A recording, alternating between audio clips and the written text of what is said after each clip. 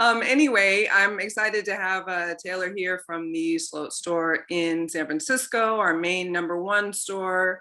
He's going to be talking today about growing succulents. We also are inviting everybody to kind of keep up with our webinar series. We have got how to grow berries next week. Then we'll be talking about protecting the garden during drought. We're going to have one of the Suzanne from Oh Wow, which is Our Water, Our World. And then our summer garden series. We're going to be talking first about summer garden cocktails. We'll be going into some farm to table cooking, which is really cool, how to grow an herb garden that kind of supports cooking for your own or growing for your own meals. We're going to be talking about some bee-friendly gardening, all kinds of really cool stuff that's upcoming soon. Today, at the end of this webinar, there's going to be a survey that pops up on your screen, fingers crossed, when it's over, so that you guys can complete a survey, just so we know how we're doing, so Taylor can have an idea how he's doing, just so we can keep up and make adjustments as needed to make this an even more interesting process. So we're excited to have Taylor, and take it away. Thank you, Shannon. Hello, everyone. Nice to see a bunch of people join in. So I am here at my place, and I'm really excited to talk about succulents. We have a whole bunch of succulents at our store. I wanted to show off quickly before I head inside.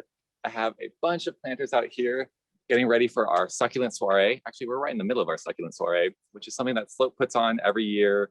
And it's all about how to grow succulents, really promoting them at this time of the year. It is sunny, it is night, all their colors are coming out. As you can see, just a variety of colors and shapes and sizes. So succulents are definitely available in our stores right now. And I just wanted to kind of promote them, show off what you can do with them, make some cool succulent planters, and definitely talk about the care for them and just how to deal with growing a bunch of succulents. So I'm now going to come inside really fast because there is a side of the succulent world that many of us, let me just get this on my tripod.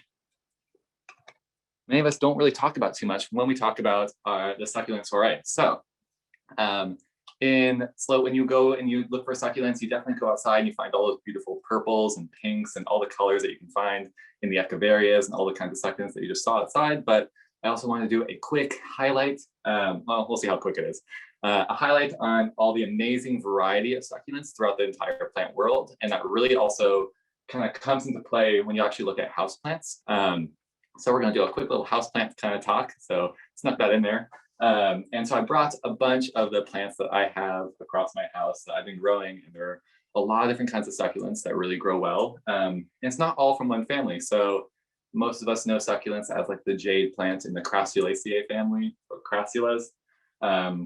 Or they know cactuses in the Cactaceae family, or Euphorbias, which are actually not really cactuses, and they're pretty cool, but definitely you can see a few different varieties that you might recognize, and maybe some that you don't. So we'll talk about a few of them. But I want to really just show off, there are lots of succulents. They all have similar growth styles, but some of them are slightly different in other ways, depending on where they're from or what they've actually adapted to in the wild.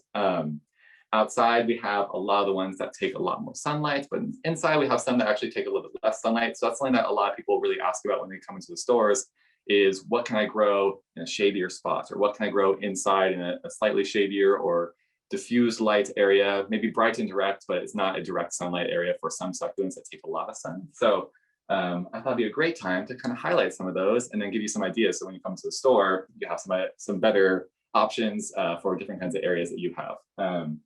So let's get into a few of them here. There's a wide variety of succulents. One of the ones I really wanted to note at the beginning, but maybe not talk about for too long, is what everyone knows when they come into our houseplant area is the Sansevieria. I know starting off a succulent talk on Sansevierias is kind of weird, but there are a huge variety of them and they're very cool. And they all have this crazy succulentous leaf. This is a Sansevieria elwood, I believe. And we have a bunch of the other ones that are like the starfish or the Sabrinas or the Zeylanicas. So there's a bunch of different kinds of Sansevierias. Definitely still a succulent. It holds its water quite well, but they are actually a lot lower in the light spectrum compared to some other plants that we have around the garden, around our house. So if you have really low light in your area and you want to have a cool kind of succulent plant that doesn't have to worry about too much, Sansevierias are really nice to go for. Another one that I just want to talk about right at the very beginning, because I quite love it, are like the ZZ plants. I know we're going out some kind of interesting houseplant worlds, but just kind of showing off that although this is definitely one of those low light houseplants that you can see in a lot of different stores, a ZZ plant is absolutely a succulent.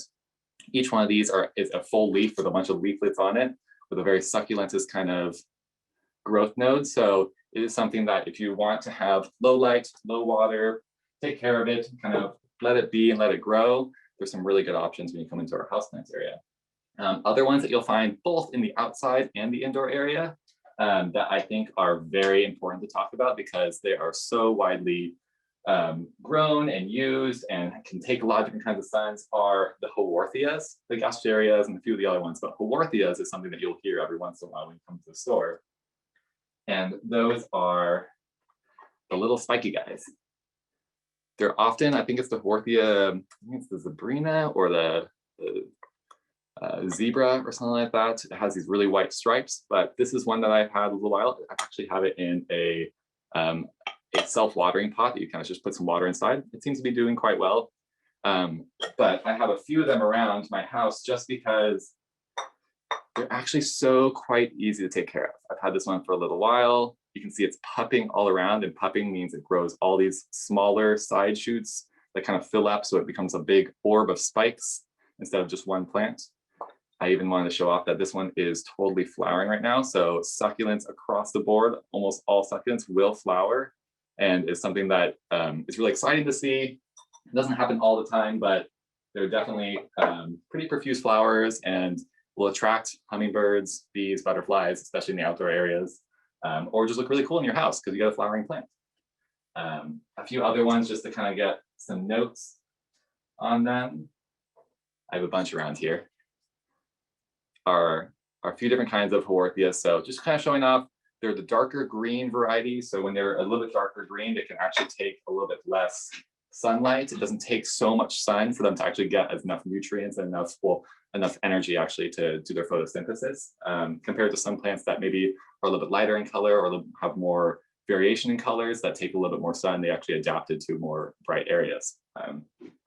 And then I also wanted to kind of show off some really cool ones. I know this is probably catching everyone's eye that's watching right now. And it is a plant you'll see both indoors and outdoors, and they're quite popular because they are so cool. It looks like a cactus that you'd find on the side of the road driving through a desert area. It has these awesome kind of handles going off the sides of them. It is a Euphorbia, and so the Euphorbiaceae family, or the Euphorbias, are actually very widely diverse. They have so many different kinds of plants. There's a lot of them in the succulent area. There's a lot of them in the growing for like large bushes in the garden. They're even the poinsettias, which is a bizarre kind of fact. So they actually have a lot of different kinds of plants, but I wanted to show off the Euphorbias. We always call them cactuses because they very much resemble a cactus. A cactus is a plant that has a succulentous stem with little areoles that produce leaves that are spines. The thing about a Euphorbia is they actually don't have spines, they have thorns. So they're not actually a cactus, but in all intents and purposes, they look quite like one. So, and we treat them very similar. So a bright light area, they like to go very dry in between watering. We're going to talk a little bit more about watering. And if you have some questions about certain kinds of watering tactics, definitely send them in. Shannon will be answering a bunch of questions in the chat, but also she can kind of relay some to me if I want to talk about it for a little while or steer me in that direction, because I definitely invite everyone to throw some questions at us, see if we can kind of help answer some of those. It might bring up a really interesting conversation. So definitely do that for us. But I wanted to show the Euphorbias. I also have another Euphorbia here that a lot of people recognize and know, and I think it's a really great one to grow both indoors and out. I feel like they even grow better inside. Is another type of Euphorbia. It's a crown of thorns right here. They have this amazing wide variety of colors and leaf styles, but this one flowers all the time. I even left some of the flowers on just to show you that flowers die. It's a totally natural thing. Come in, clean them off, kind of let the other one shine. So this is a really interesting one I've been growing for a couple of years now. It loves to go very, very dry. It doesn't want to be sitting in any kind of water. So a lot of the cactuses or a lot of the Euphorbias or anything that has a very structured, rigid, more succulentous stem like to stay on the dry side. If they have too much water, they can kind of rot out and have a lot more other problems that we'll actually get into. I have some samples of plants that are not doing too well to kind of give some examples of those kinds of issues that we're going to run into. Hey, Taylor, can I stop you for Yeah. one just quick second? There's so much information and so many of the names are the Latin names. True. A couple of people have asked if you would slow down a taste so that they can really hear the names, you know what I mean, Ooh, of yeah. the plants and just kind of catch up with everything. And beautiful, perfect, thank you. No problem. I definitely do speed up my talking because I get all very excited when I talk about plants. So I will try and calm down a little bit, talk about some cool plants. But just letting you go through a large variety of different ones. Here's a few different ones to look at. So if you see any in here that you actually want to talk about, let me know. But I also would like to show off a few more just quickly before I get into really talking about watering, lighting, care, soil composition. Some of the other ones that people like to know, when you see inside your house, a lot of people have the wax plants or the Hoyas. Hoyas are very popular right now across the plant world, and they are definitely a succulentous kind of leaf. They're like a tropical kind of succulent, so they actually like a little bit more, they can take a little bit more variation of light and water, they take a little more water. I even have one here to show off that actually got a lot of sun stress.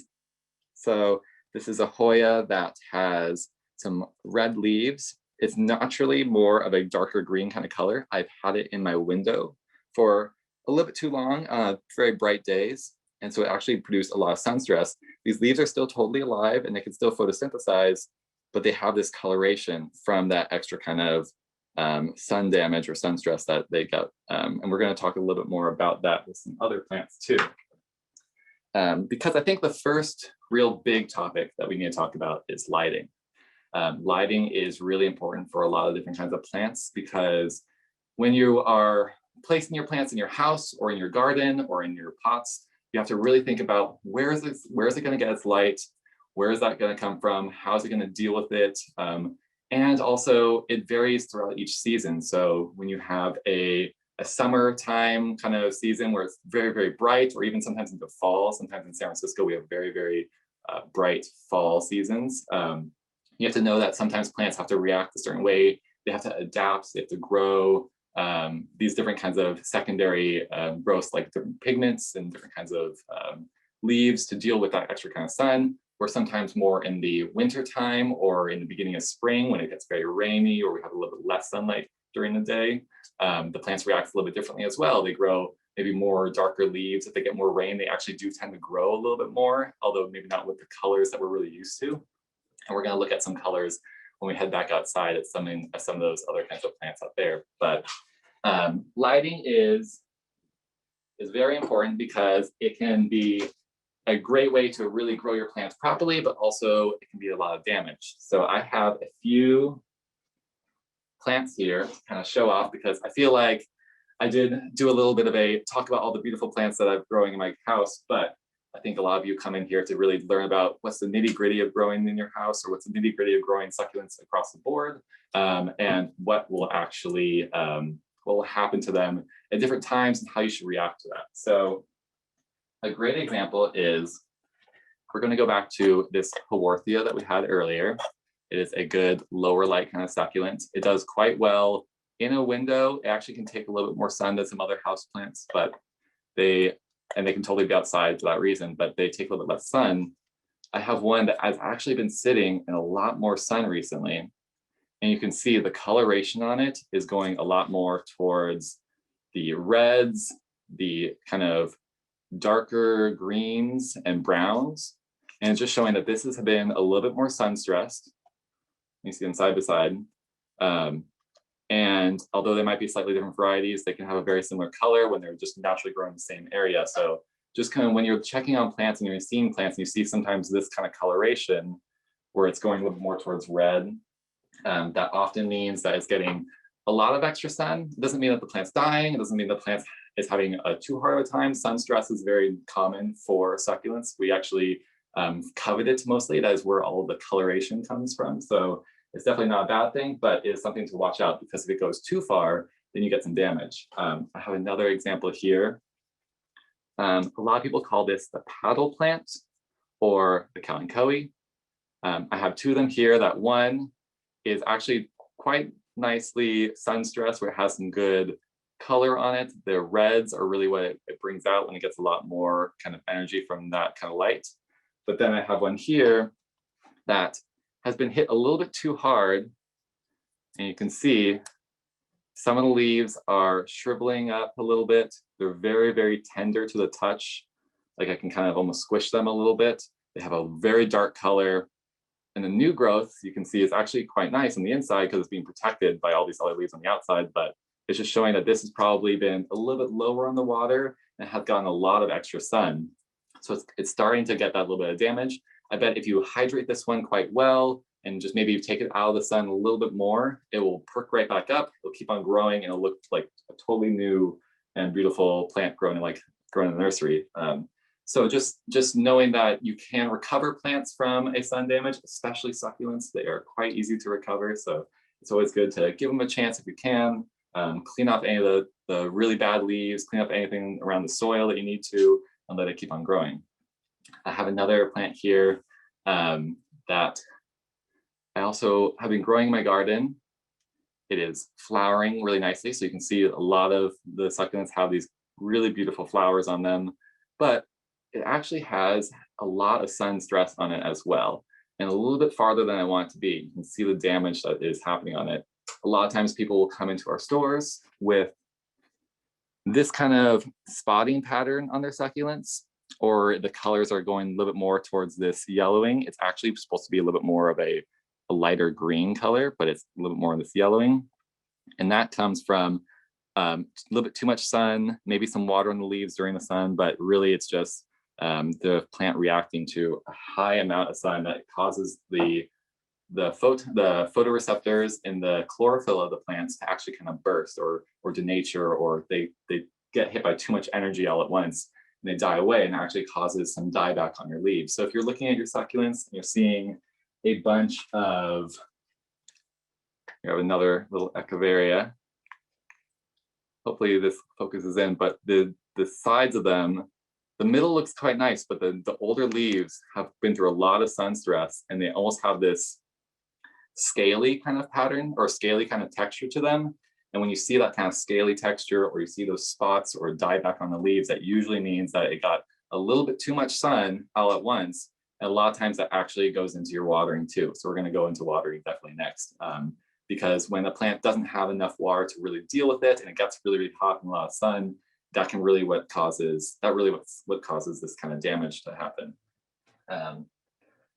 And then one more little option on my kind of sickly plants. I found this one with its bottom chopped off. So it snapped out of its pot and just sat there for probably a couple of weeks.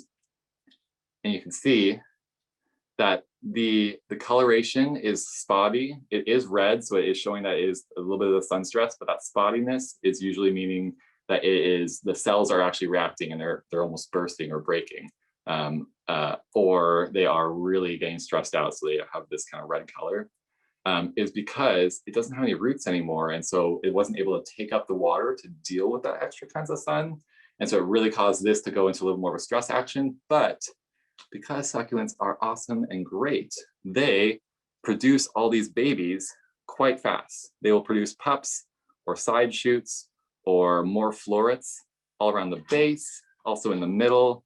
That is a direct response to it not having enough roots to really to allow the larger plant to grow, but all the smaller ones actually start taking on. They take the energy from the larger plants and then go into these smaller ones, and then hopefully it'll start growing some roots down, and all those little babies that started growing will actually feed off the mother plant as well as the new roots, and then they'll start flourishing and you'll get a new cluster of succulents. So A lot of times this is a tactic for propagation, and there's a few different kinds of ways to propagate, but when you do cut off succulents, they tend to, because they have so much water and energy inside their cells that's stored up, they're a very storing kind of plant.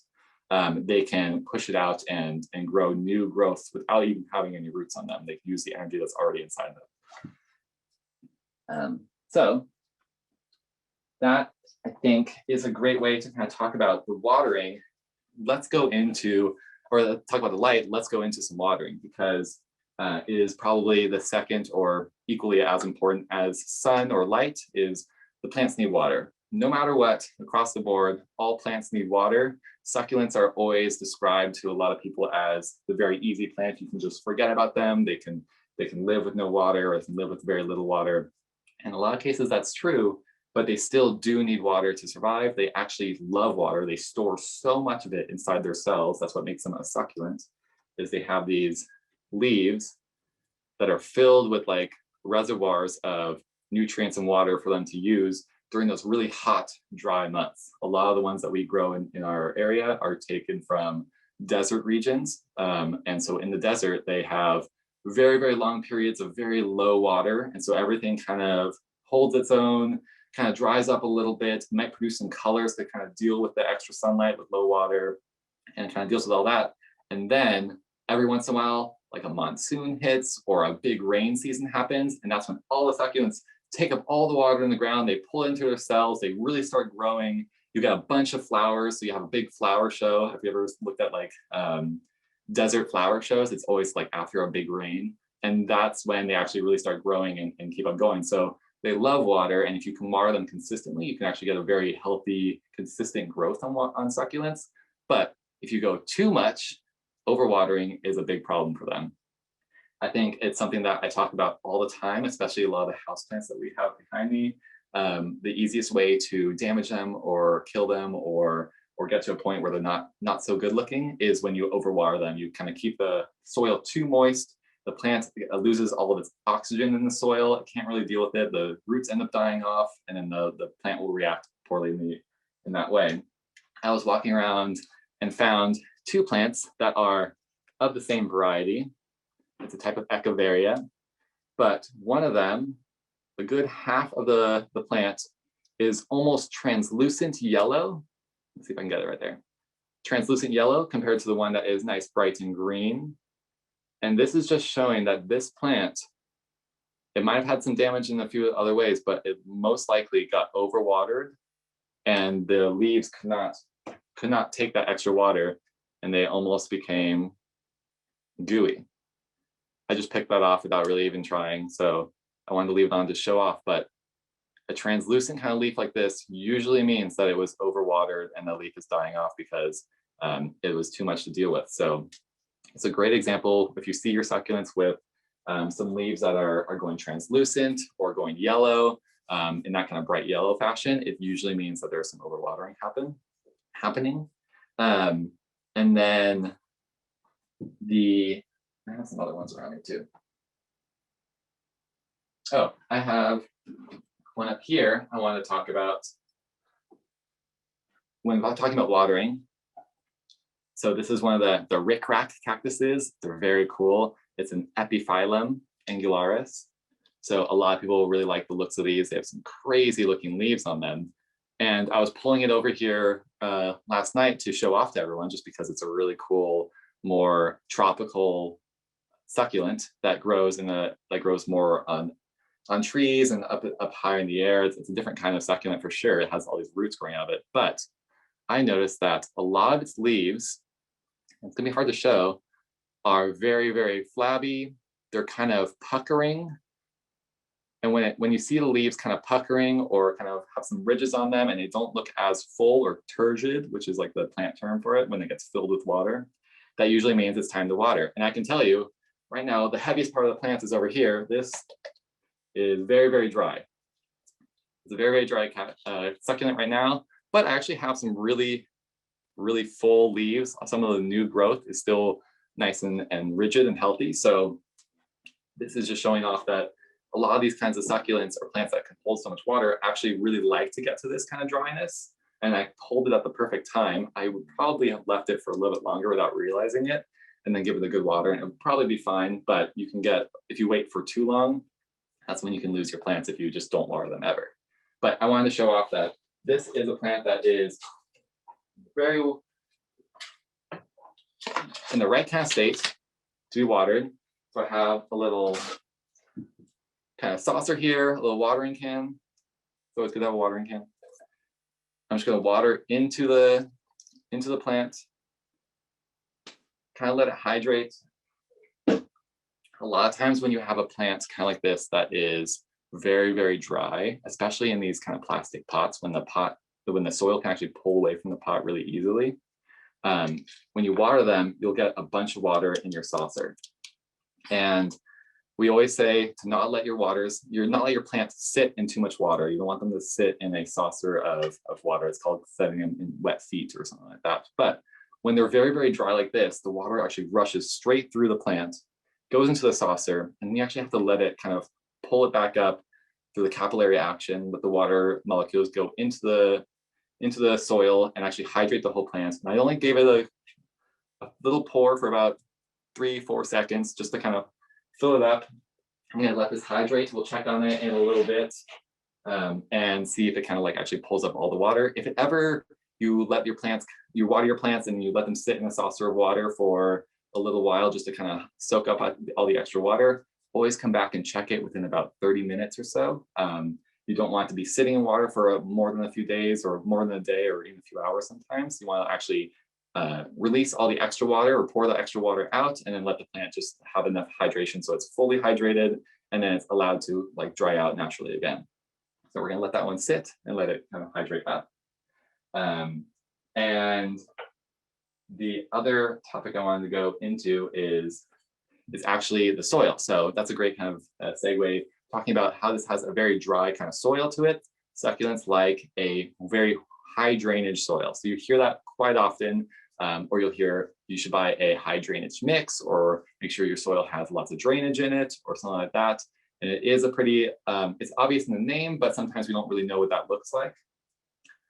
I have some soil outside. We're going to be doing a little pot up session, so I'll be able to show you exactly what it looks like. But in general, when you are planting your succulents almost across the board, you want to have a soil that has lots of rockier kind of parts to it, some larger chunks and smaller chunks, a lot more soil parts that will dry out a little bit faster. So you want the water to actually go through the plant, hydrate everything that's there, and exit out. And that way the plant can actually take in all the water. It will soak up as much as it can, fill all of its cells, fill all of its leaves, and then it'll be able to kind of hold itself for a little while, let the soil dry out, and it'll kind of like slowly dry itself. And while it's doing that, it'll be making new leaves and growing.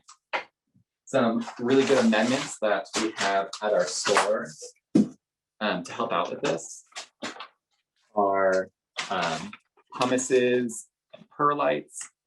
These are amendments that we have in our areas that are rockier by nature. So they are structures of rocks that are really lightweight. I can't really show it. It looks almost like styrofoam for the perlite, but it's really lightweight, but it allows water to kind of go through the plant a little bit easier. It breaks up your soil, especially if you have a very high nutrient rich soil or very sticky soil or something that has a lot of kind of organic matter in it. Breaking it up with some rocks and some pumice or some perlite can really help it along for plants that like high drainage. A lot of plants are considered plants that like high drainage. Succulents are just one of your best examples of them. And then, of course,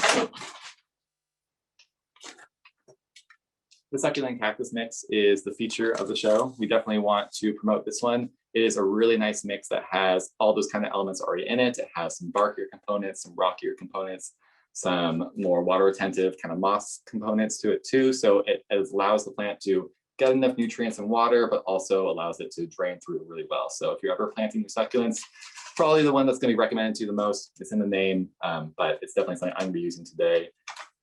That's always good to mention the other kinds of amendments that we have, because if you want to, you can switch out what you got.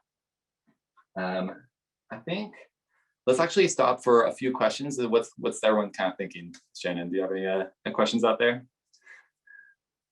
Definitely have a few questions. You introduced houseplants, Taylor, so there's of course a few houseplant questions. I know we're supposed to be talking about succulents, but you're right, they're so close and have so many similarities, it makes sense. A few questions about, you mentioned the Hindu rope, the Hoya flowering.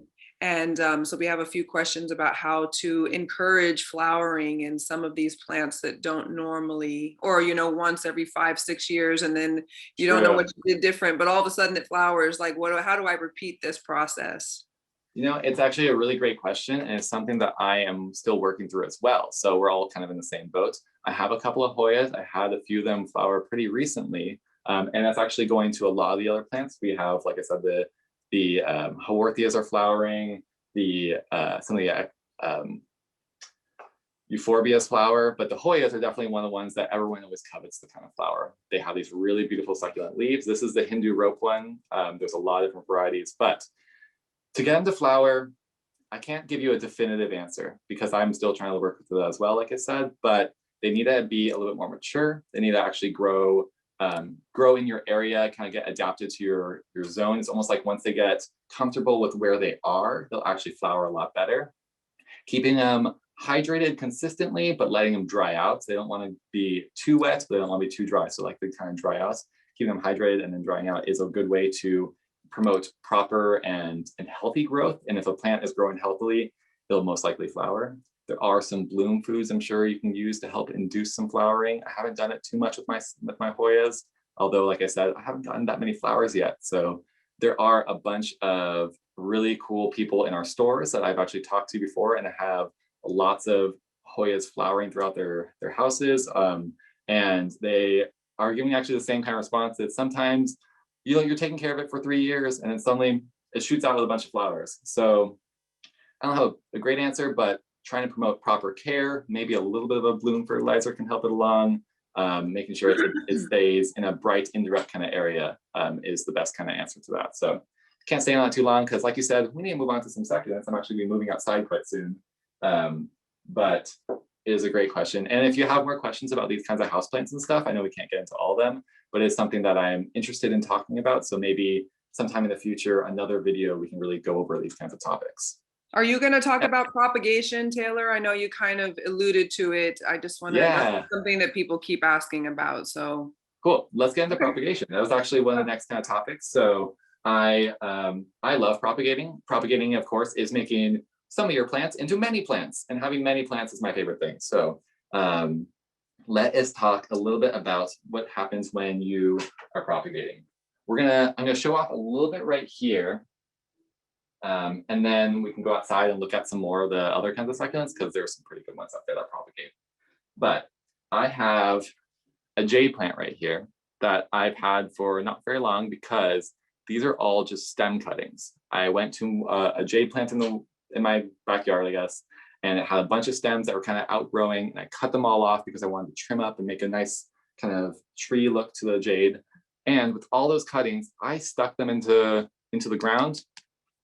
I didn't really even use any rooting hormone or anything super special. Succulents are very good, very, very good at producing new growth from their old kind of stems, even really without kinds of roots. They can start growing their leaves. You can see the little jade kind of leaves popping up. And with those leaves, they'll be able to grow some new roots and actually really start growing in and becoming a full plant. When you're doing propagation, it really depends on the plant. So like I said, the jades are very, very easy. They can propagate from an easy kind of cutting, whereas plants that don't really have a stem, so there's like stem cuttings versus leaf cuttings, or leaf propagation, I guess. But when you have a plant that has a lot more of just leaves, these are ones that you can take, I can take it from the bottom. You can take a piece of the leaf off and actually grow a full plant from just a leaf. So the differences are stem cuttings, you usually will put either into water or into soil. For succulents, I always really suggest putting it into soil or a really high perlite and some sort of sphagnum moss or peat moss or cocoa coir. I have some right here. we sell some coco coir at our stores, and I've been using it a lot more recently because it's a lot more sustainable and it's a really good amendment from coconut fiber. And I put it into just a little dish. I've used plates before, I've used saucers, I have this little Tupperware that I have. And so when you have these kinds of leaf cuttings, it's really recommended to almost get a bunch of them, lay them on a nice flat surface that you can have in a relatively protected area. So somewhere that gets not too much sunlight, not too little sunlight. The bright indirect is like the terminology you kind of want to use. And that way that these plants can slowly callus over. When you have a tip like this, you want it to actually dry and callus over, because what that does is it protects the extra moisture from being released out of the plant or from extra moisture being brought into the plant. So if you wet a cutting or like a snip of a plant, if you wet it too much or put it in water, it can actually rot because the water will go into the cells really, really quickly and kind of burst them, almost like we were talking about with these more translucent leaves. But if they're able to callus over, like maybe about half a day to 3 days, kind of depends on how big the cut is, you'll see a little bit more of a kind of brown to dry, like a dried kind of scaly look to it. And that means it's kind of closed off and it's protected now. And at that point, you can actually lay them in your containers. You can spray them with a little bit of water. And then over time, the ends of the tips will actually produce a little floret, and it will start growing. And then you'll get, like, eventually, after a good couple of months or a couple of years, depending on the variety, will actually grow into a new plant. I think it is a good time to actually move out and talk about some more of our more bright colored succulents. We've talked about some houseplants for long enough, but let's do some more talking about propagation as well. Is there any more questions that I can kind of work towards in this area? I know you're going to talk a little bit about repotting. That's something that's come up a couple of times, just how you know when, with the roots of, cacti and succulents, they're not always as obvious to know when they're kind of outgrowing their situation. So if you're going to speak to repotting at some point in time, we can hold off until that. Also, somebody specifically asked about lithups, which are a conundrum to me as well. So maybe you could speak to how to be nice to them. How to take care of lithups. Yes, yes. Well, I just brought you to my outdoor area. I brought you to my outdoor area to show off all these really cool succulent planters. I'm actually going to go grab a lithup.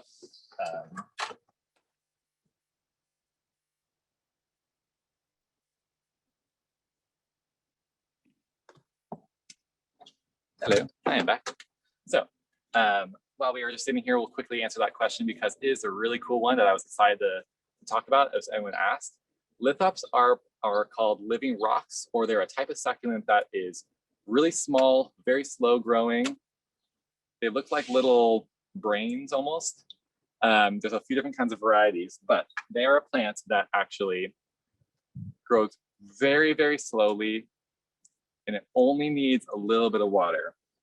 And I've had these sitting in my windowsill, my south facing, so bright sunlight. South is probably one of your brightest kind of sunlights because it gets sun all day long. And I've had sitting there in my windowsill, and I've been watering them maybe once a month. I kind of forget about it. I look at them every once in a while. I pick them up. I realize, oh, that is a very, very dry pot. How's it doing? Oh, it's actually doing quite well. I might even let it sit for a little bit longer in a nice dry pot because they are the fastest ones to get root rot. They are a plant that you never want to overwater. You actually really want to get to a completely dry state as fast as possible. And let it sit in this kind of dry state in a nice bright spot because they are just like a little rock. People make really pretty rock gardens with them. So if you're ever in the store and you see either living rocks or lithups, it's a great one to kind of pick up and take care of because they don't really take too much. And as they grow, they'll kind of stack on themselves, and then they'll even shoot up little flowers out the cracks inside the center of them, which is a really fun experience to see this little kind of rock suddenly have a big flower on it. So great question. I love talking about those random kinds of plants too. But let's get into a little bit more about repotting. So today I wanted to show off a lot of the succulent planters that I have been making and taking care of for the last couple of days. because they are plants that they're going to be bringing them into the store. So they're going to be actually at our Sloat Garden Center on Sloat Boulevard very soon. So come by and check them out and purchase them if you like. But they are the succulent bowls. During the soiree, we got a whole bunch of succulents in of different kinds of varieties and colors. I have a little flat here. Sometimes you'll see something like this in the store where it's just a bunch of different ones. Usually they're all the same one on the same flat, but they come in all these different varieties of colors. So with this, you can actually go through these really pretty arrays of all these succulents, pick out the ones you like. There's some really nice bowls now at our store that you can pick up and then just make fun little arrangements. I just went crazy and had a good time just picking out all these different kinds of colors and varieties, making little arrangements in these bowls, because I think a succulent bowl is the easiest way to grow your succulents for a little while. It is something that has a shallow root system or a shallow root layer area, so it allows the water to actually dry out, or allows the soil to dry out pretty easily, and the plant to not have too much water. If you have a very, very tall, skinny pot or a tall pot, it takes a long time for the lower section to dry out. And that definitely makes sense to a lot of people, but sometimes it takes a moment to realize that these plants don't want to have too much water. And if there's a lot of soil right underneath them that just doesn't dry out, they're always going to be wet and their roots are always going to have some moisture in them. And that will generally lead to some overwatering kind of parts. So definitely look into getting some succulent bowls or shallower dishes when you're doing like a potted succulent. Planting them into the ground is a different story, and it's totally fine. Just make sure your soil is nice, is nice and kind of rockier or sandier, has some good drainage in it, like we were talking about. Usually amending it with the cactus and succulent soil in your own garden is a great way to just create a nice mixture in your garden for the succulents to grow. But today I kind of want to focus a little bit more on making succulent arrangements and planters, because that is what we're trying to promote right now. I'm going to pull you over here just so you get a little better look at all the colors. But it is something that you want to take a moment, really figure out a design, or even just kind of pick some random ones and just kind of go for it, because there's a lot of different colors and varieties you can look at. So all these ones generally have similar growth habits and growth requirements. There are a few different ones I'm going to note. The plants like right here, we actually have a type of aloe vera. So a lot of people come into our stores looking for aloe vera. It is a beautiful plant that actually has such nice medicinal properties. You can use it for skincare, you can use it for even ingesting them, but it's something that a lot of people look to grow. It's something that I also will usually recommend into spots that maybe take a little bit less sunlight, or you want to be careful if it gets too much. The aloe vera and a few of the other more bright, more green kind of plants tend to actually take a little bit less sun than some of the other ones that can go a little bit more towards like the purple. So one of the prettiest echeverias that I see are these really bright purple ones. They have a nice structure to them. They actually stay a lot more purple if you have them in a nice sunnier spot. So if you feel like you have some and they're kind of stretching, or they're going a little bit more towards a light green, that usually means that it's not getting enough sun, and maybe it's getting a little bit too much water. So pull those back, pull watering back, maybe give it a little more sun, get some more coloration. And that's like, this bowl right here is a great example. It's kind of bright right here, but you can see it's a lot of reds. I have it in this nice black pot because I want to have like a very darker red with a black kind of base to them. I think it looks really nice. But all these kind of colorful reds comes from this plant being a little bit more on that sun stressed level. So it actually has a little bit more sun to produce these pigments. And if you let this plant grow in too little amount of sun, you'll definitely see a lot more of the greens coming out, which is not terrible, but if you go too far into the shadier area, they can get kind of weak and actually not be too strong. So if you see some plants that have really bright colors on them, you can ask your local representatives at the store about how to take care of them, but most likely they're going to need a little bit more sun. We have like black ones right here. You can also go for a nice mixed kind of succulent planter. So getting lots of different kinds of colors and different kinds of looks into a pot is really exciting. It's something that you can kind of look at and also it looks like a big salad bowl. And you have different varieties of textures and colors. So this one is a trailing succulent. So a lot of times the ones that have very small kind of leaves like this, different kinds of sedums is what they're usually called, the different varieties, or there's a few other ones, but they are trailing plants. So they are kind of small, a little more tender. I've noticed that anything that trails around,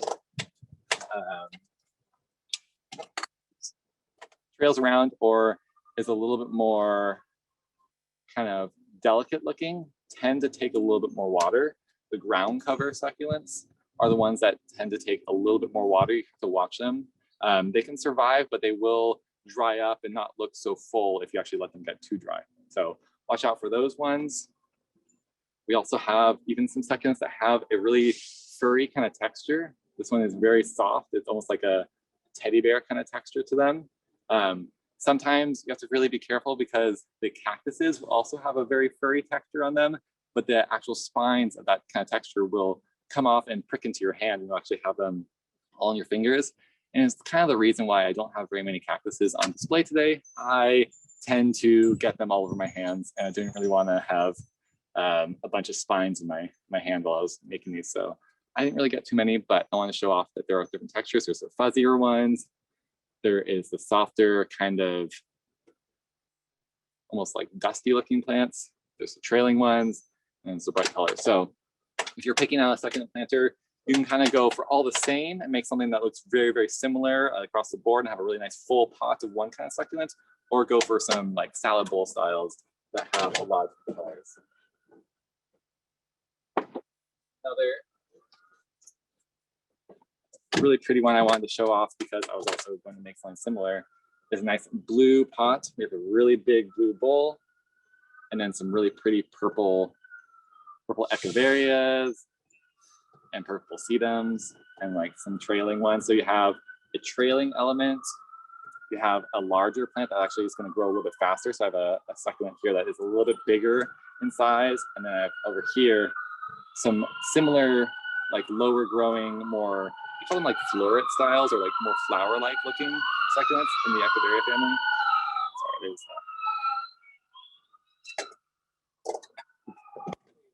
a siren, but yeah. So let's actually start opening up some succulents and looking at their roots, because I think the roots are really interesting and important, and it's how you start planting them up. All right, so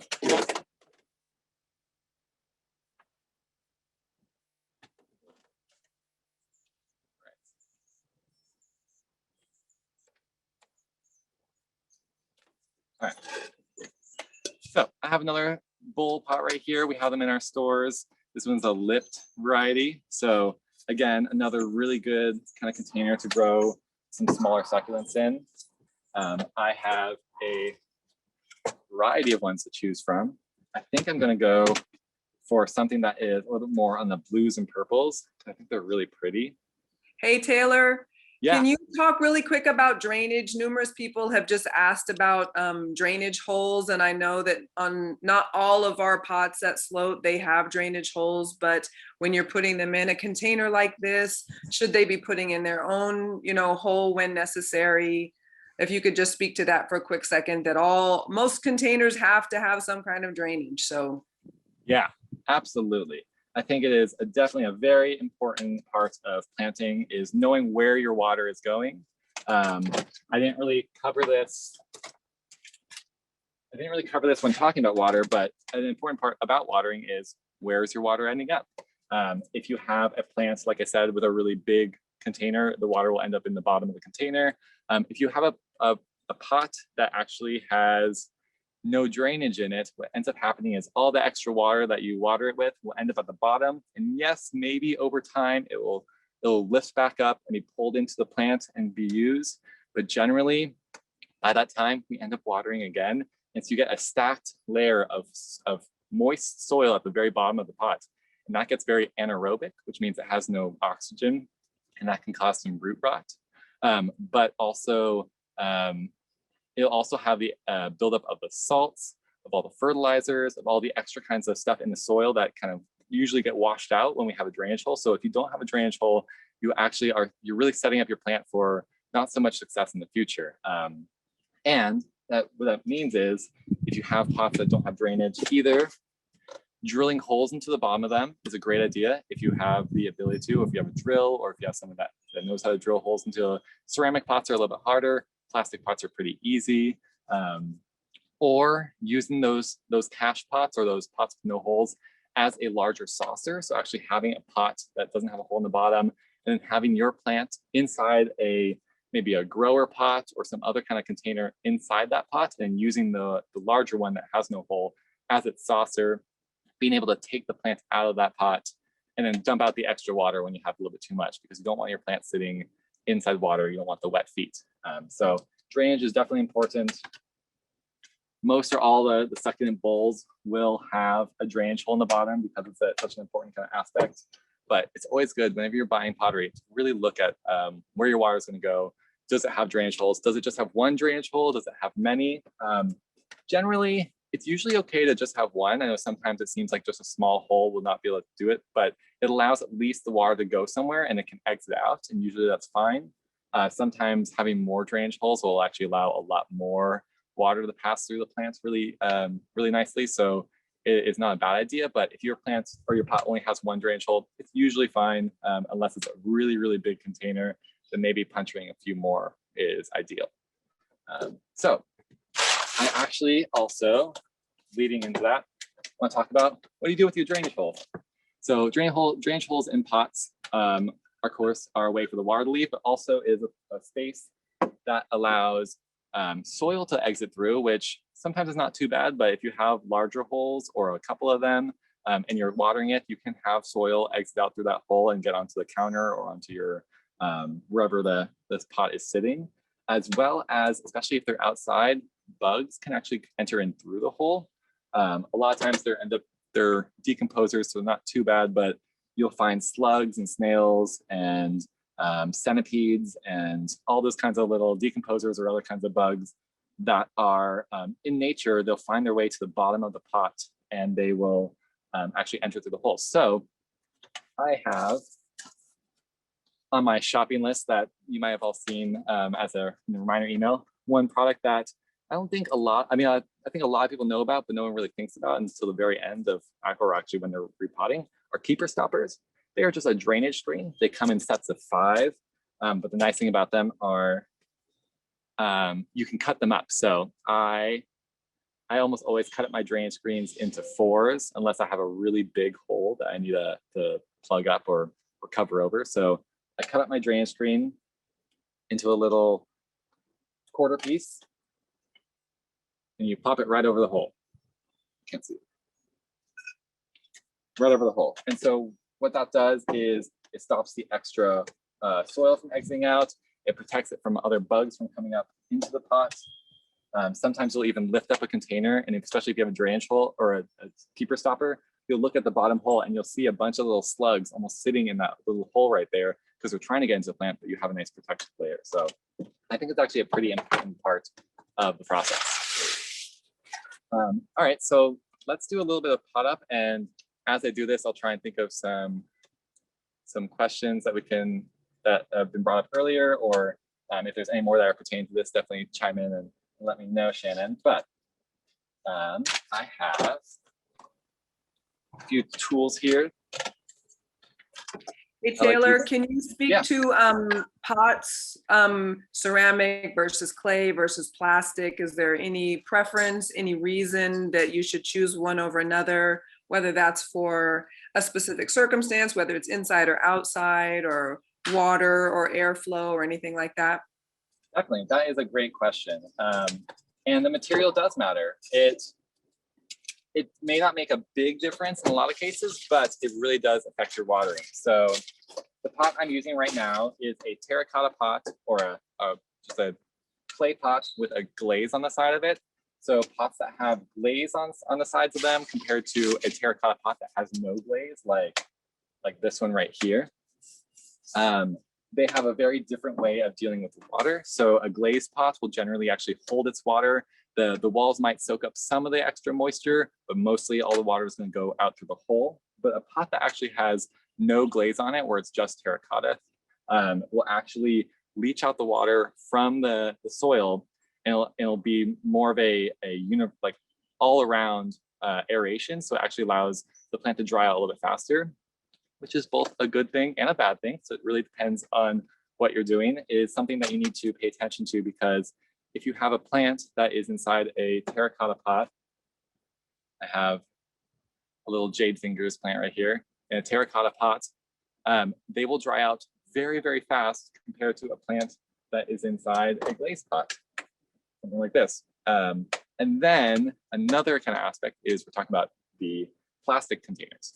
So plastic containers, like something that is completely glazed, will not leach out water from the sides. It'll just be from the bottom and the top.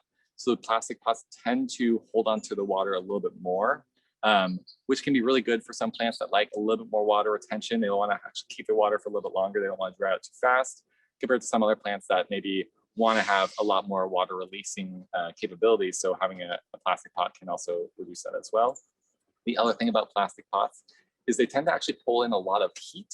The black plastic is definitely one of those, as just like how the color works, it absorbs a lot of heat from the sun. So if you have a plant in the garden that is a black plastic container, which is probably one of your more common containers that we sell our plants in, the soil will heat up, which is not a terrible thing. A lot of times some plants like a little bit more heat in their soil, some don't like too much, but just knowing that if you have a black plastic pot sitting in a bright sunny spot, that pot will heat up a whole bunch, and then that heat can affect the root system. It also can help dry out a little bit more. But like I said, it also holds on to water. So there's a trade-off there, understanding that it does hold more water, but also can heat up in the sun. Compared to like the terracotta pot, won't actually ever get really hot. They tend to, when you water them, you actually will feel the moisture. Like this pot is actually kind of cold to the touch. It's a little bit damp and cold to the touch, but I watered these not that long ago. And so you can actually feel the water leaving the pot. So when you're choosing your containers in the store, it's always good to kind of think about first the color and the design of it, because you're going to be looking at the pot, but also the capability of it and what it's going to do. So if it is going to be a plant that it's going to be drying out a little bit more, knowing that the pot is either going to be very dry or very loose, is a good idea. So as you just saw, I just pulled this plant out of the pot. This is a pretty dry succulent. Sometimes it's nice to kind of water your plants before you actually repot them, because when you have water in the soil, it actually holds onto the soil a little bit better and it's not so crumbly. But this one is just slightly moistened. It kind of crumbled away when I pulled out of the pot. I don't see too many roots in here. There are some kind of around here. I'm guessing that this plant has a lot more in the center, but I'm going to kind of keep it a little bit more structured and stable, and not worry about too much of breaking up the root system, because there's not a lot of root system on this one to break up. So I don't have a full plan for this pot. I'm just going to kind of throw a few of them in there, maybe shuffle it around, see how it looks. I want to show off definitely a few of different kinds. People always like to see what's like taking plants out of pots. I'm doing right now an upside down method, where I flip it upside down and almost pull it out. It keeps it nice and together. If it's really stuck in the pot, sometimes you have to use like a knife or a spatula or a scalpel or some sort of kind of sharp object to kind of clear around the edges and clear up any of the roots that are stuck to the pots and pop them out. But a lot of these succulents that we have are just nicely rooted into these containers, nothing really too special, and so you can actually pop them out quite easily. And then pop them into your container. As I start putting these in the container willy-nilly, I should also mention fertilizer is a really important thing. Succulents are not big on fertilizers, so it's not something that you need to really worry about too much. That's why I didn't really mention it that much earlier. They like to have nutrients in their soil, but not as much as most other plants. So you don't have to fertilize them quite often. But I always add a little bit of Sure Start to our soils. It is our featured kind of potting or fertilizer that we sell and that we use all the time. I use it for almost everything I replant. It has some good micronutrients in it. It has the mycorrhizae, which are the little fungal networks that actually really help the plant uptake water a little bit better. If you want to learn a little more about that, definitely come into our stores and ask about it or do some research on mycorrhizae. But it also has some good nutrients. So the nutrient numbers are your nitrogen is your first number. So that is what's really going to get the green growth kind of growing. The middle one is your phosphorus, which is your root growth and your flowers and your berries. A lot of people always think of it as like a flowering and berry part of the nutrient code, but it also is really important for root growth. So that's why I think using this, having a little bit more phosphorus in your starter transplant fertilizers will actually help those initial roots grow. And the last one is your potassium or potash. And that is a general nutrient that is needed for a lot of different plants.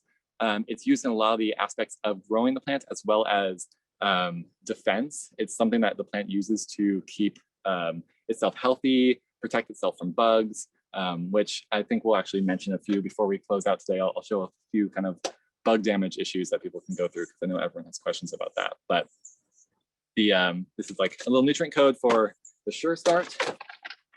It's really easy to use. I kind of go in there, I take a little half handful, I sprinkle it into the pot around the root layer. You want the fertilizer to be kind of touching your root ball just because it has those micronutrients, those mycorrhizae in it. And so as they kind of hydrate and start growing, you want them to almost attach to your root system quite quickly. And that way they can make a nice network through your pot and allow the plant to really uptake your nutrients more properly. So another one here. I'm gonna do 3 Echeverias. Flip it over again. So far, all these pots have been low on the root system. I have a little bit of roots kind of poking out this bottom, but I can almost see it kind of breaks away. So there's not too much roots in this. So I like to be a little bit more careful and gentle when placing these in that are a little bit more, not so grown into their pots just yet. Compared to, I think, a few of these. Let's see. Yeah, like this one, this green one. It is growing really well, and you can really see there is a full root network going around the soil, around the rim of the pot. You can even see the indent of the pot on the bottom that really shows that it is not fully root bound yet, but it's approaching that point. So it has a lot of roots inside the pot. It is something that usually when it comes out like this, I will break up the bottom a little bit, just kind of breaking it away to release some of those roots to allow them to spread out into the pot a little bit better. I don't do too much. I think you can make a argument for breaking up the root system a whole bunch and allowing the plant to really grow into the new pot. Also, you can make an argument for almost not even touching it and letting it be a very kind of tight bound root system inside a pot. It kind of depends on how fast you want to grow into the container. I'm gonna throw one of these in the center. This is just so far a little, nothing super special about it, but it's quite pretty. You have a bunch of little florets of Rhino Echeverias, which are the really pretty, colorful plants. Inside this container. One more.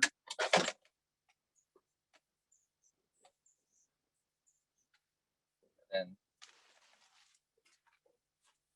as you put these pots in the container, I'm going to bring you over. Let's see if I can.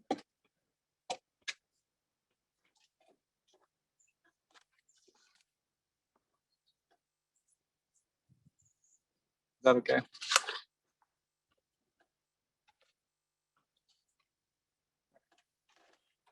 What I'm doing.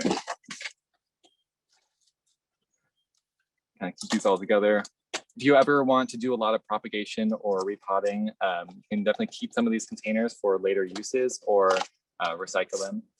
And then we have all the little sticks and tags, have lots of information about the plants on them. If you are really interested about all the growing styles and names and the colors of the flowers, definitely keep them. You would keep them to the side or put them inside the plant.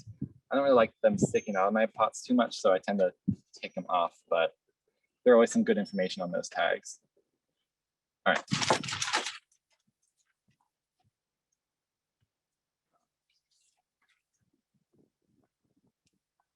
As you're putting plants into your pot, add some extra soil, work it in around the root ball, because when you just put the plants inside the pot, A lot of times you'll have lots of air pockets around the container.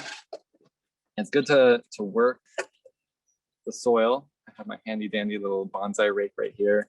And I work the soil into all the cracks and crevices. You want to make sure it's nice and almost homogeneous. Put this one to this side.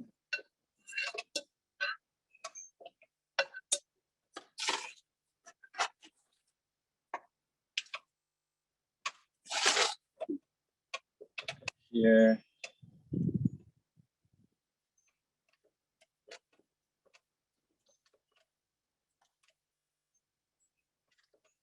I'm making them kind of nice and tight. Succulents don't have a big root system on them. So this is definitely something that as it grows into the pots, these might kind of outgrow each other. But at that point, I feel like a container like this is something that you grow and you let them all kind of grow in. And then as they get nice and big, you can take some of them out, you can put them in a new planter, you can pop some new ones in. So it's an ever-changing kind of system. It's not something that will just grow for years and years and years and not have any problems. It depends on how big your root systems are in the very beginning, but just know that when you have a container or any kind of potted plant, they are going to keep on growing, and that usually means that it will outgrow the pot, and you should look into maybe either repotting them or taking out some of them when it gets too full. All right. Let's see.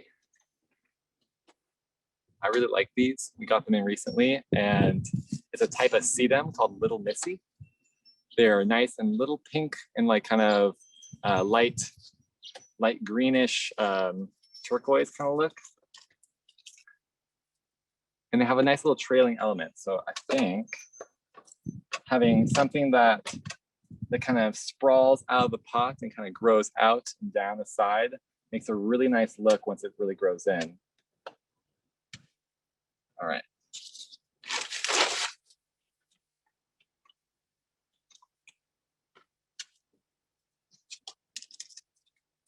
Sometimes I use these as my container for applying soil. You can kind of squeeze the sides and make a little bit of a lip right here and get into those little cracks and crevices, because you want to have the soil in all those little side areas.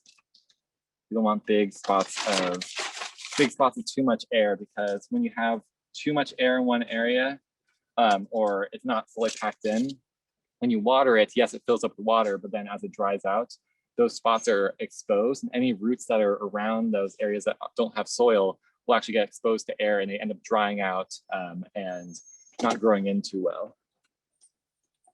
All right, so I have a little spot in the middle, so I have a little plant right here. I believe it's a type of Euphorbia, but I'm actually not sure about this one's name.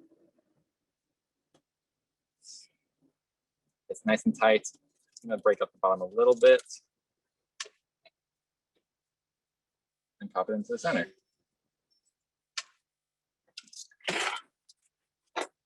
So as you make these, you can definitely be a little bit more choosy about what kind of plants you pick in the store. Definitely pick ones that have some nice color variations, something that makes you happy, something maybe you want to see grow. And if you're ever in the store and you're seeing a large kind of already potted one, like some of the ones behind me, just know that, when you buy those, of course, the container is its own kind of planter, but each of those plants inside there are yours at that point. So if they grow in and you really want to have more of those, you can pull them out, you can propagate them through, of course, your leaf propagation if you want to get a bunch of little sorts from it, or if it's more of like a stemming kind of plant like this one, if you pull off sections of it, let's see if I can get to the, you pull off sections of it, you can actually put that into the soil and those will root down and then grow more. So if you want to have more of one type of plants, definitely look at the arrangements that we make and know that you can grow them and actually make more of them. And so if you like those kinds of plants, pick those. All right. I know we're probably running a little bit long on time. How are we doing right now, Shannon? We're at about 11:10, but I see that you're getting to the end of your planter there. So I think that we're good. The few questions that we've got left, and I feel like a few of the things we haven't quite talked too much about are Yeah, shoot. in the East Bay. I know also in San Francisco and in the North Bay, we have a lot of deer issues. So some pest questions and maybe just some more deer resistant types of succulents and cacti. I think those are the Okay. last questions. Oh, and then also the set that you're using, the rake and the shovel and all that, is that part of the set that's in the stores right now? It is, yeah. So depends on which store has it, but right now at my store I have a lot of bonsai tools for bonsai stuff, and I love this little rake. I use it all the time for going in and actually patting down the soil and kind of like working into the plant. So it's a really nice kind of tool. We We definitely also have have trowels. the terrarium ones too that I saw that Yeah, just came in. So those could also, maybe work for for this type of smaller situation. scale intricate working, Exactly, definitely. We exactly. have terrarium kits that have little like kind of tweezer and a little shovel and a little rake and stuff. So look through the stores. There are some fun little tools. So a little tool or even a chopstick sometimes works really well to kind of work in the soil. Getting a trowel is always a really helpful kind of thing for moving soil around, putting things into pots, or even like moving around the actual container stuff inside the containers. But yeah, we have lots of tools in the store. But I want to talk about, you mentioned pests and deer and some other different areas like East Bay versus San Francisco and stuff. I know that we don't deal with a lot of deer in San Francisco, of course, but it is something that is an issue. I believe a lot of the succulents that are more like these ones, here's the arrangement, like these kinds of more fleshy, very water-filled ones, tend to be a treat for a lot of different kinds of rodents, rats, deers, bunnies, and different kinds of animals, I'm sure, go for them. And it's a little bit hard. A lot of times physical barriers are a great way for those kinds of pests. It can be difficult because sometimes they can get past the barriers. There are some sprays in our store that if you want to spray around certain areas that you know they're coming in constantly to try and munch and eat on your either vegetables or your succulents or whatever you have. There's some good deer and rabbit resistant kind of sprays that we have in our stores, as well as some of the other kinds of varieties. Like I said, I don't have too many right now, but cactuses and euphorbias are very good resistant plants. The euphorbia has a sap on the inside of it that is actually a little more of an irritant. So it's always good to be careful.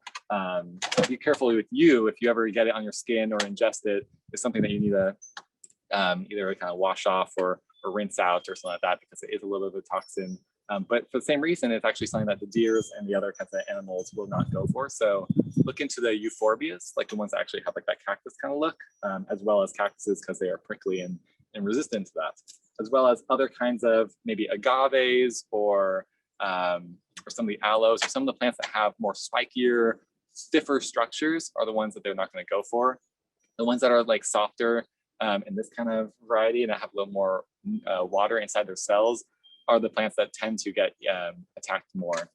I have a problem, a lot of us have problems here in the city with slugs and snails. And it's definitely something that you need to worry about with these ones. I've seen some slug and snail damage on them before, and it is it's an issue, and there is ways around it. We have Sluggo at our store. It's not on our supply list, but we have slug baits at our stores, as well as if there's any caterpillar damage, which don't really have too often on succulents, but there are a few varieties that have leafier structures that caterpillars will go for. And so all those kinds of different spray, all those different kinds of pests and bugs and stuff like that are things that you can definitely go into our stores, talk to our friendly staff, let them know about your problem, be very open-minded about it too. A lot of times we end up getting very defensive about our plants that we are taking care of. So it is totally fine. We're all in the same boat and we're all dealing with it. So if you have a problem where your leaves are getting eaten or they're having some sort of damage on them or you're not really sure what they are, be open-minded, listen to them, take everything with a grain of salt. We're all learning and we're all sharing our knowledge, but it is something that is great to kind of go into the stores and actually talk about it more specifically. I do run into aphids on succulents quite often. I notice that they are generally focused around the flowers. So sometimes these succulents will produce big flower heads, and when you have a full flower head sitting there for a little while, a lot of times I get aphids on them, and they're usually like a black aphid. And for that kind of issue, either I will let the flower just finish its cycle. A lot of times they don't last too long, so if they get hit by aphids at the end of it, it's okay. They had a little meal. I'll be trimming off the flower very soon anyway and kind of getting rid of it. But if you do feel like you're at the very beginning of your cycle and you see some aphids, or you see them on the leaves of the plant, it is always good to kind of either deal with it through a few different means. We right now are in our middle of our ladybug season. So if you are able to find some ladybugs at the stores, then you can release those, and those will actually eat all your aphids and your whiteflies and your mealybugs. But also neem oil is like the tried and true. I have some right here.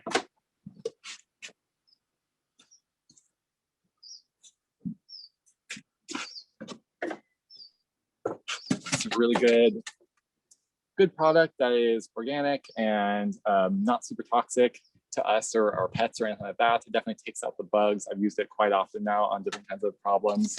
I even have one here that I've kept quarantined from everything else, but it was a neglected succulent. So it's not the prettiest thing to look at, but it actually, it's gonna be hard to see out here, but it has aphids on the inside of its little floret right here. And also any of the little flowers, I see some little black aphids on there too. So if I was to deal with this one, I would actually come in, I'll clean out all this extra dried material. Whenever you have dried material or dead matter around your leaves or around your plants, that's usually where the bugs will kind of reside and actually start growing. Look, I even have a snail in here. See, they're all kinds of pests that find their way into our potted containers, especially when they get a little bit neglected and we kind of forget about them. It's pretty easy for them to be eaten by some rodents, possibly hit by aphids. All this kind of debris might have some mealybug or some other kinds of pests in it. And then you have slugs and snails all around. So this is like a little microcosm of issues that honestly might look not that good right now. But if you cleaned out all the extra material, kind of trimmed off the dying bits, sprayed it a little bit with some neem oil just to kind of kill off all the bugs, you can actually plant this one all the way down. So this whole kind of structure right here that all the leaves came off of, you can plant it all the way to the top and kind of reset the plant, and it will start regrowing anew. And it'll be just like any other plant once it kind of gets growing in. So they're an easy plant to recover, but they do get hit by a lot of different pests. And this is a great like full scale problem. So I just wanted to bring that to everyone's attention. Taylor, one last thing then along the same line. What about, especially in the East Bay, during the winter, it gets so cold. We get the, late night freezing temps. And I know in the stores on our side of the bay, we tend to have, a tougher time keeping things healthy and keeping them protected and, using the cloths and the covering and stuff like that, just so that during freezing temps, they don't all frizzle up and get frost damage. So maybe you could speak to that for a quick sec.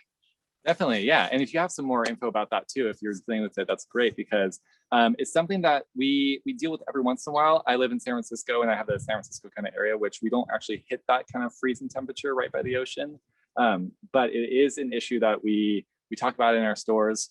Succulents are not really as suited towards those froster periods. Some of them can kind of hunker down, they'll be okay, but some of them they freeze up too much. All that stored water inside their structures can actually kind of crystallize and burst, and then when they do thaw out, or they're not water filled with crystal structures anymore, you actually get a very kind of damaged looking leaf. I know there is some there's probably some information about sun or frost damage on succulents, but I know that they can be hit by that. So if you're in an area that has a lot of frost or a lot of kind of cooler weather, for the most part, you'll probably be okay. But when you get hit by those really high or low temperatures, you need to kind of protect them. I think the frost blankets are a great kind of option. You have a large area, something that you can't really move around, and you have a frost coming that maybe for a few nights or so, having some of those little frost blankets that are just this kind of sheet of material that will reflect and reflect extra kind of sun in the hot weathers, but also when it's a little bit cooler, it insulates and keeps the warmth inside the soil, and that can help protect your plants. Also, if you have succulent bowls or things inside containers that you can actually move, then sometimes bring them into the into a house during those few nights that it's really, really bad, or keeping them closer to a wall that can get a little more radiant heat from the area can really help out dealing with those problems. But especially if you have any more kind of experience with dealing with those kind of cooler weathers with your succulents, I would love to hear it. I know some of the stores probably deal with it more than the ones I have been working at so far. It's a good one to bring up and something to think about as you're growing them. Okay, I think that's it. Anything else, Taylor, that you want to share with us? I feel like I've gone through a bunch of the questions that we had. I'm sure I'm gonna hit I'm gonna miss the one that the one person is like, but you didn't ask about.